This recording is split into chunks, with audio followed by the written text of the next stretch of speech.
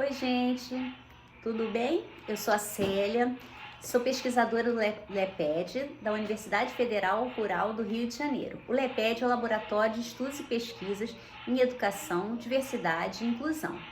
E eu tô aqui hoje para conversar um pouquinho com as mães que nessa pandemia, nessa quarentena, perceberam que o filho tem alguma dificuldade, que desconfiaram que o filho tem alguma deficiência e que estão temerosas de como agir.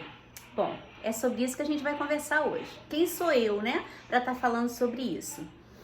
Eu sou orientadora educacional na Rede Municipal de Duque de Caxias desde 1998 e também trabalhei durante 10 anos como orientadora educacional e como psicopedagoga, né, no município de São João de Meriti. Os dois são da Baixada Fluminense e muitas foram as mães que, quando a escola percebeu alguma dificuldade, tiveram dúvidas, não sabiam como agir, ficaram com medo, algumas já percebiam a dificuldade nos filhos, não sabiam para onde ir. Então hoje a gente vai estar conversando sobre isso. O que vocês podem fazer, tirar um pouquinho desse medo que vocês têm, tá? Nossa conversa vai ser sobre isso. Bom, primeira coisa, perceber, estamos no período de pandemia. Você que está me assistindo deve estar pensando, Célia, estamos na quarentena, eu não vou procurar a escola agora. Eu não vou procurar um médico agora para uma coisa que não seja uma emergência. O que eu posso fazer? O que eu já posso estar fazendo para acalmar meu coração? Bom, primeiro,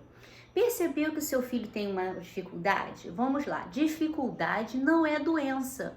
Não precisa ficar temerosa, ele não vai crescer de uma forma normal, ele não vai ser ouvido, ele não vai ter direito, não. O fato de seu filho ter uma dificuldade não exclui ele da sociedade, não faz com que ele não tenha direitos. Ele tem direito a estudar numa escola comum, se ele já está na escola, ele tem direito de continuar nessa escola, ele tem direito a uma vida com muitos direitos como outras pessoas, como qualquer outra pessoa.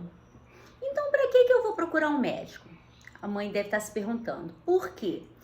Quanto mais a gente souber sobre o seu filho, quanto mais você souber do seu filho, mais armas, mais ferramentas você vai ter para contornar essas dificuldades que aparecem.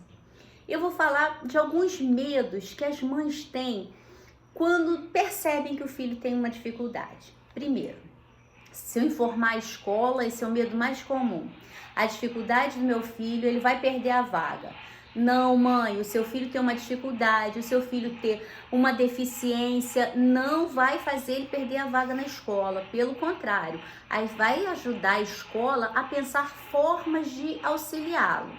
Outra coisa, mas eu já fui ao médico, Célia, quando ele era bem pequeno e o médico disse que ele não tinha nada. Se bem que eu desconfio que tem.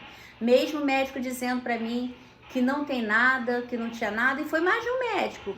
O pediatra sabe das coisas, né? Se ele disse para mim que meu filho não tem nada, meu filho não tem nada, eu que estou errada.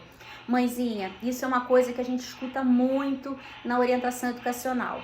A pessoa já levou o filho ao médico, o médico acha que não tem nada, anos depois ou meses depois a mãe vai em outro médico que tá ou com mais paciência, ou que você deu mais informações, ou que a criança já tá maior, tá apresentando mais características e aí ele dá um diagnóstico. E esse diagnóstico muitas vezes muda a vida da criança. De que forma?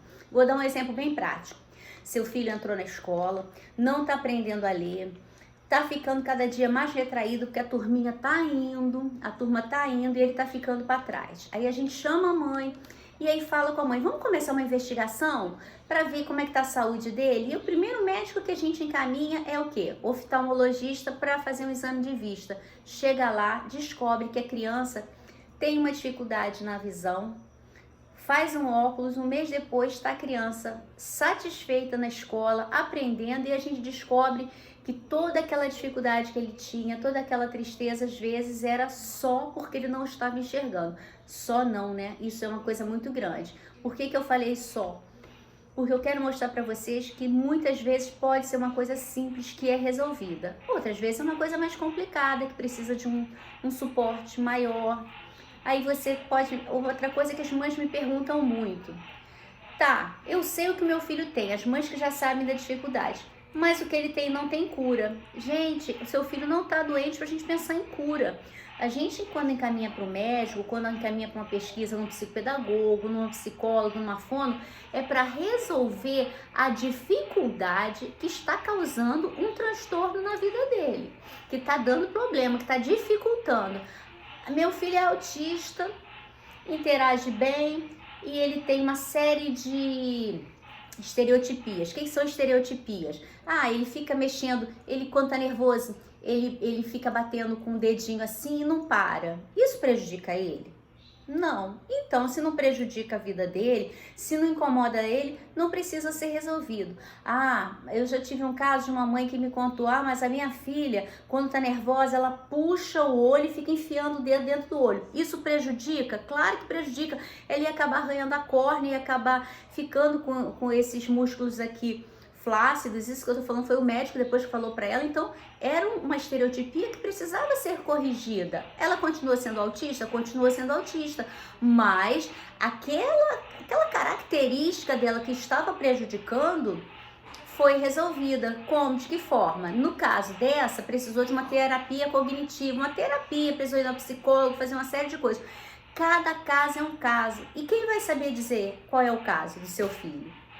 O médico junto com a escola, junto com você. Você, mãe, tem todo o direito de opinar. O médico fala para você uma coisa que você não concorda, procura outro médico. Célia, e que médico é esse que eu vou procurar?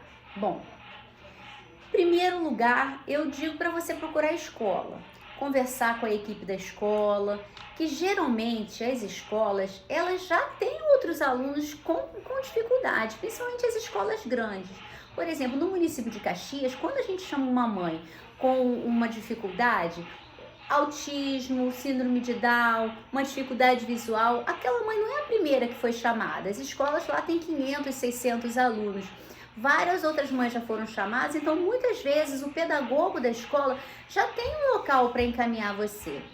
Célia, eu estou falando do interior do Pará, no meu município, só tem a professora e a diretora e elas não sabem para que médico mandar, para psicólogo, para fono. Já fui na escola, conversei, elas não têm nenhuma dica de um local de saúde para eu avaliar meu filho. Onde eu vou? Procura um pediatra, né? Nesse Brasilzão afora, nós encontramos, eu acredito que em todos os municípios tem uma pediatra. Vai no pediatra, leva anotado todas as suas queixas, conversa com a pediatra, que provavelmente vai te encaminhar para um outro médico para verificar qual é a dificuldade. Meu filho é muito nervoso, né? Aí eu vou usar com vocês, eu não vou usar os termos técnicos que a gente usa numa pesquisa, não. Esse bate-papo eu vou falar mesmo de orientadora para mãe, ou então eu também sou mãe de mãe para mãe, como eu estaria falando com uma amiga minha. Meu filho é muito nervoso. Provavelmente ela vai fazer um encaminhamento para o neurologista. Meu filho não está enxergando direito. Para onde eu vou? Vai fazer um encaminhamento para o oftalmologista. Meu filho tem dificuldade de se socializar com os colegas. Você acha que vale a pena passar por um psicólogo? Vale a pena. Meu filho não escuta direito. Onde eu vou? Procuro um otorrino.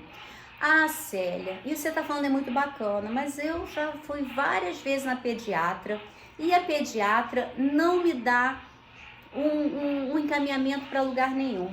Posso procurar? Pode. Muitas mães, isso nos municípios que eu sou orientadora, ou que eu fui orientadora, a gente encaminhava direto um profissional que a gente desconfiava. Se você está desconfiado que seu filho tem um problema de vista e tem um oftalmo, você sabe onde procurar, vai direto no oftalmo, assim é com o neuro, assim é com a psicóloga, assim é com a fono. O principal é você não ter medo, é você procurar o profissional que vai ajudar você.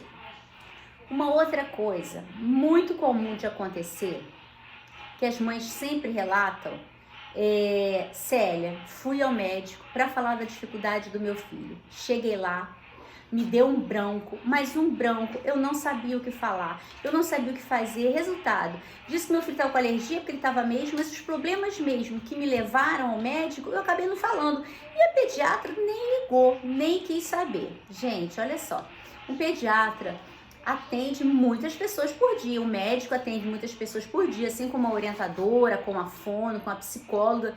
Ela vai lidar com o que você trouxer, com o que você apresentar. Se você for um médico falando de uma questão de alergia, ela não vai averiguar outras coisas, dificilmente ela vai perceber. Na televisão é assim, né? A gente vê o filme, aí vai lá por causa de uma alergia, o médico já percebe uma doença, uma deficiência, um transtorno de aprendizagem. Na vida real não acontece assim. Na vida real, o médico vai dar o diagnóstico em cima do que você se queixa. Eu falo isso por experiência própria, tanto no trabalho, como orientadora educacional, como quando eu era psicopedagoga, como mãe. Se a gente chega no médico, ele vai diagnosticar em cima da sua queixa. Tá, Célia, o que eu faço com o branco que me dá quando eu chego lá? Uma dica que eu tenho para você e que eu dou para todas as mães com quem eu trabalho, dou para minha família, falo isso com a minha irmã que tem filhos, falo isso com a minha nora, falo isso com todas as pessoas que vão ao médico, e foi um conselho que eu recebi de um médico. Célia, anota tudo que você quer falar, tudo que for importante antes de vir para a consulta. Quando chegar lá, você não vai esquecer. Se o médico não fizer uma anamnese, o que é uma anamnese? É uma série de perguntas sobre a vida da criança que o médico faz, o pedagogo faz, o psicólogo faz, o orientador educacional faz, o fono faz, que dá uma visão geral, mas nem todos os médicos têm esse tempo de fazer, têm esse interesse, têm essa forma de trabalhar. Já leva tudo anotado. E aí eu trouxe para vocês um guiazinho do que é importante vocês anotarem para estar levando. Bom, primeiro, o mais óbvio, o que te causa angústia. Qual é a dificuldade que você percebeu no seu filho? Isso é o óbvio. Agora, além disso, vamos lá. Vamos começar do começo. Ai, que óbvio. Não, é óbvio, mas às vezes a gente vai pulando tudo e vai querendo falar só do último mês da vida do nosso filho. Não, a vida do nosso filho começa na barriga, né? Então é daí que você vai começar a falar. Você anota em casa, não é um relatório. Quem tem a obrigação de fazer relatório é o professor, é o fono, é o orientador educacional, é o psicólogo, é o psicopedagogo, é o médico. Mãe não tem obrigação de fazer relatório, mas pode anotar. Papel normal, vai lembrando, vai anotando. E aí eu vou te dizer assim, quais os pontos principais que você, mãezinha, pode anotar, precisa anotar, é interessante anotar para passar para o médico, para a escola, para a fono, para a psicóloga. Começando, como eu falei, do começo, a gravidez. Como foi a sua gravidez? Foi uma gravidez tranquila? Foi uma gravidez tumultuada? Ai, o pai do meu filho não me deixava em paz, eu passava mal toda hora, desmaiava, mas isso tem a ver? Tem a ver, porque sofrimento pré-natal também interfere no desenvolvimento da criança. Pode anotar.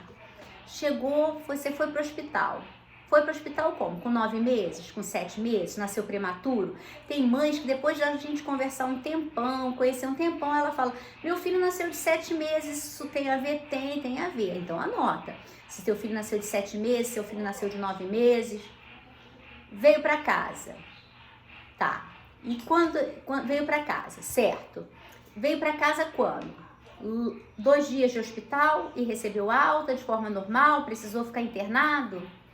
Esse tempo que ele estava no hospital, como é que era esse tempo que ele ficou no hospital? Esses 2 primeiros dias, geralmente são 2 dias, né? Que as crianças ficam no hospital.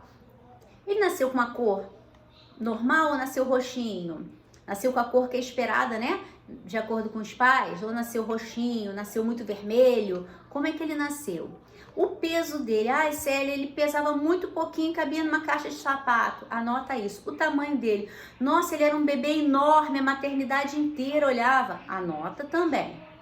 Veio para casa.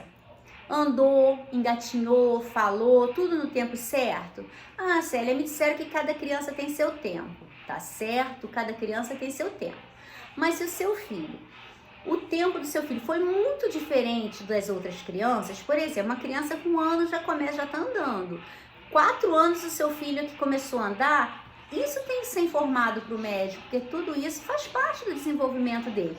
Não é para o médico excluir, não é para a escola excluir. Como eu falei no início da nossa conversa, quanto mais informações a escola ou o médico tem sobre as dificuldades que a criança tem ou teve até ali, mais ele vai conseguir auxiliar essa criança, certo?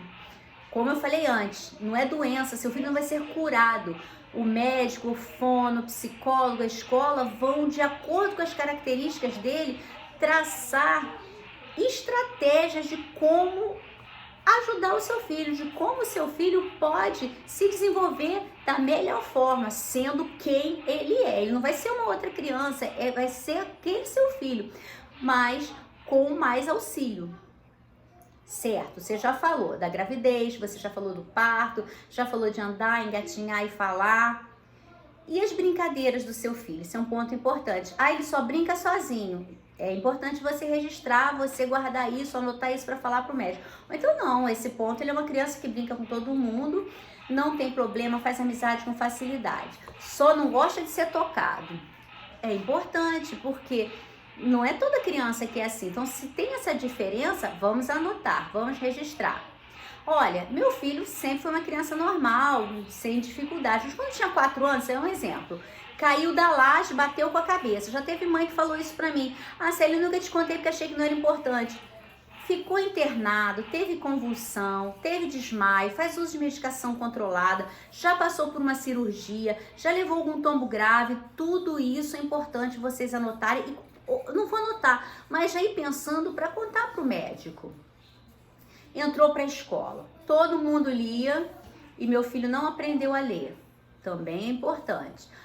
Ou então o contrário. Não, Célia, na turma dele ninguém aprendeu a ler. É importante também, sabe por quê? Porque pode não ser uma dificuldade do seu filho, pode ser uma dificuldade na forma como ele foi alfabetizado. Aí foi para outra escola, acontece muito isso. A professora, às vezes, é recém-formada, ou entraram várias professoras, a turma inteira não se alfabetiza no tempo certo. Vai para outra escola onde a turma teve um acompanhamento excelente, e aí só ele não está lendo, mas aí a escola já fala, nossa, essa criança tem uma dificuldade.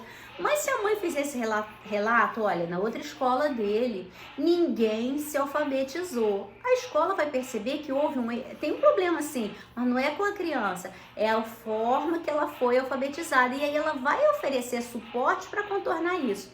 Tá vendo como é importante ir conversar com a escola? Porque se a escola não souber disso, vai ficar com um monte de interrogações na cabeça. É dificuldade da criança? É dificuldade visual? A criança não escuta direito?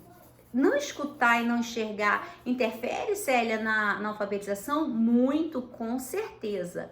Muito. Toma algum remédio controlado? Mora com mãe? Mora com pai? Mora com muitas pessoas? Qual o horário de dormir? Isso tem a ver? Tem. Já tive criança que a gente percebia na escola que tinha uma dificuldade enorme. Depois a gente descobriu que a criança jogava videogame a noite inteira. E aí já ia virado para a escola. Claro que quando chegava na escola ela não queria estudar, ela queria dormir. São pequenos detalhes que fazem a diferença. E a mãe não percebia, que ela falava, não, mas quando ele chega em casa ele dorme. E aí depois começa tudo de novo. São pequenos detalhes que fazem a diferença na aprendizagem. E ninguém quer que o filho não aprenda. A gente, quando coloca um filho na escola, a gente quer o melhor para ele. A escola também. Quando recebe um aluno, a coisa que mais deixa um professor feliz é chegar no final do ano e perceber que ele aprendeu bastante. Tem dificuldade de aceitar regras? E aí a gente pensa. Aí é uma pergunta assim, seu filho é muito bagunceiro? É, mas toda criança é bagunceira.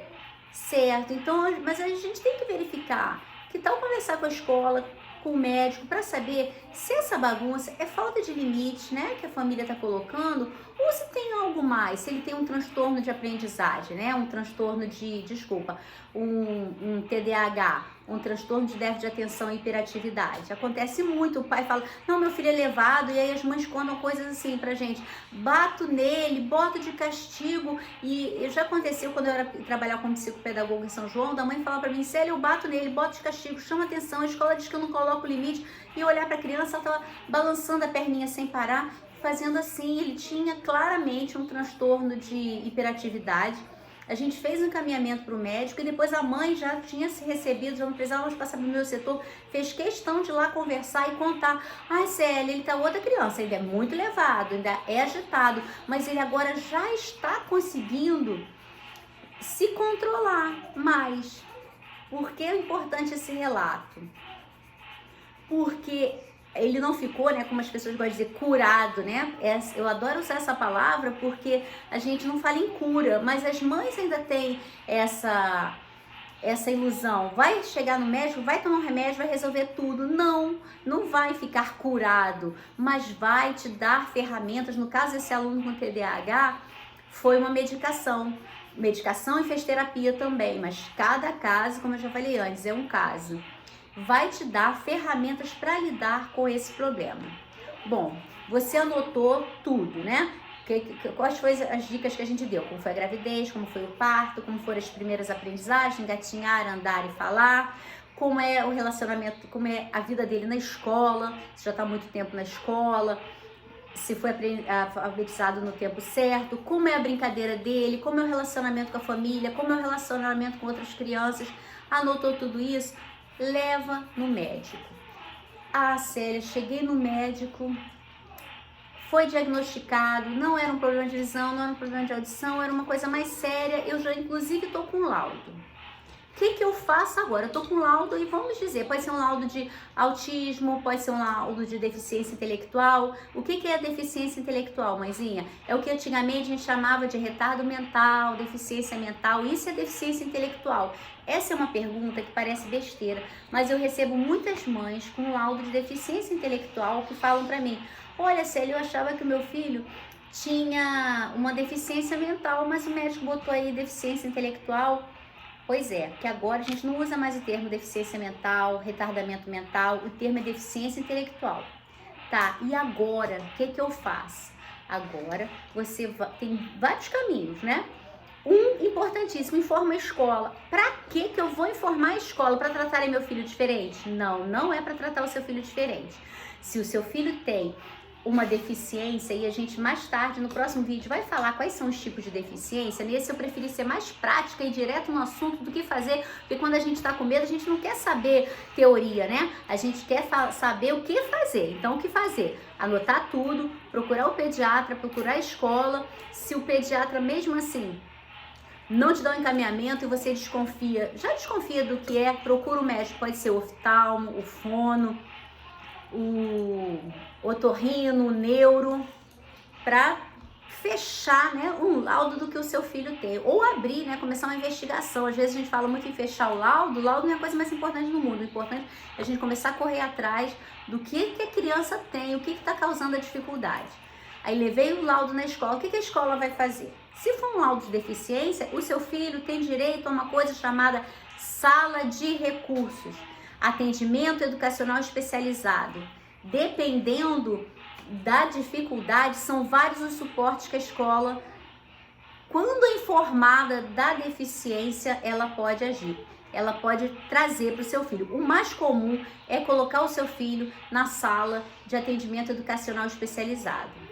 O que é isso? Bom, é uma sala que pode se configurar de várias formas, né? No Brasil inteiro tem vários jeitos de ter o atendimento educacional especializado. Eu vou falar do mais comum. Qual é o mais comum?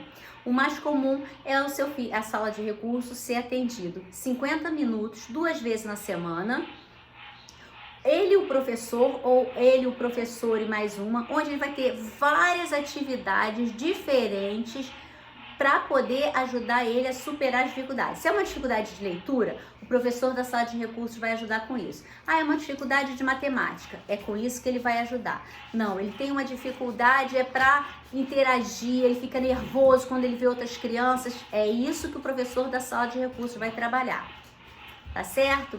Então, ficamos por aqui hoje, as dicas foram essas e a gente se vê no próximo vídeo para falar um pouco mais de que tipo de suporte o seu filho pode ter se você desconfia que ele tem alguma dificuldade, alguma deficiência, alguma coisa que fuja ao padrão de normalidade e que realmente acarrete sofrimento para a vida dele. Obrigada!